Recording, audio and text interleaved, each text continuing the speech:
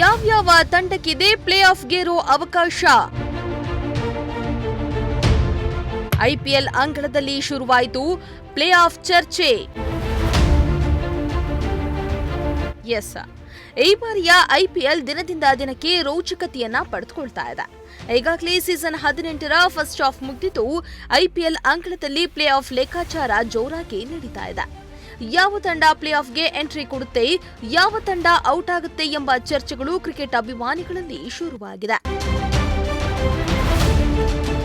ಹೌದು, ಕಳೆದ ಬಾರಿ 3ನೇ ಸ್ಥಾನ ಪಡೆದಿದ್ದ ರಾಜಸ್ಥಾನ್ ರಾಯಲ್ಸ್ ಮತ್ತು ಚೆನ್ನೈ ಸೂಪರ್ ಕಿಂಗ್ಸ್ ತಂಡ ಈ ಬಾರಿ ಪ್ಲೇ ಆಫ್ ರೇಸ್ನಿಂದ ಹೊರಬಿದ್ದಿದೆ. ಕಳೆದ ಸೀಸನ್ನಲ್ಲಿ ಉತ್ತಮ ಪ್ರದರ್ಶನ ನೀಡಲು ವಿಫಲವಾಗಿದ್ದ ಗುಜರಾತ್ ಟೈಟಾನ್ಸ್ ತಂಡ ಈ ಬಾರಿ ಅದ್ಭುತ ಪ್ರದರ್ಶನ ನೀಡ್ತಾ ಇದೆ. ಆಡಿರುವ 8 ಪಂದ್ಯಗಳಲ್ಲಿ 6 ಮ್ಯಾಚ್ ಗೆದ್ದಿದ್ದು ಉಳಿದ 6 ಪಂದ್ಯಗಳಲ್ಲಿ 4 ಪಂದ್ಯ ಗೆದ್ರೆ ಸಲೀಸಾಗಿ ಪ್ಲೇ ಆಫ್ ತಲುಪುತ್ತೆ. ಇನ್ನುಳಿದಂತೆ ಡೆಲ್ಲಿ ಕ್ಯಾಪಿಟಲ್ಸ್ ಆಡಿರೋ 8 ಪಂದ್ಯದಲ್ಲಿ 6 ಪಂದ್ಯ ಗೆದ್ದಿದ್ದು ಪ್ಲೇ ಆಫ್ಗೆ ಎಂಟ್ರಿ ಕೊಡೋಕೆ ತುದಿಗಾಲಲ್ಲಿ ನಿಂತಿದೆ.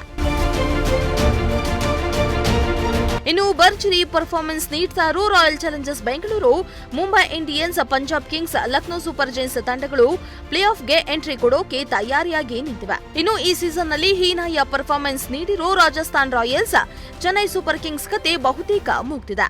ಹಾಲಿ champions Kolkata Knight Riders, Sunrisers Hyderabad ಪಾಲಿಗೆ ಇನ್ನು ಪ್ಲೇ ಆಫ್ ಡೋರ್ ಮುಚ್ಚಿಲ್ಲ. ಮುಂದಿನ ಎಲ್ಲಾ ಪಂದ್ಯಗಳಲ್ಲಿಯೂ ಗೆದ್ದಲ್ಲಿ ಈ ತಂಡಗಳಿಗೆ ಪ್ಲೇ ಆಫ್ಗೆ ಹೋಗೋ ಚಾನ್ಸಸ್ ಜಾಸ್ತಿ ಇದೆ. ಒಟ್ನಲ್ಲಿ ಐಪಿಎಲ್ 2025ರ ಪ್ಲೇ ಆಫ್ ರೇಸ್ ಜೋರಾಗಿದ್ದು ಯಾವ ತಂಡಗಳು ಟಾಪ್ 4ರಲ್ಲಿ ಬರುತ್ತೆ ಎಂಬುದು ಸಾಕಷ್ಟು ಕುತೂಹಲ ಕೆರಳಿಸಿದೆ.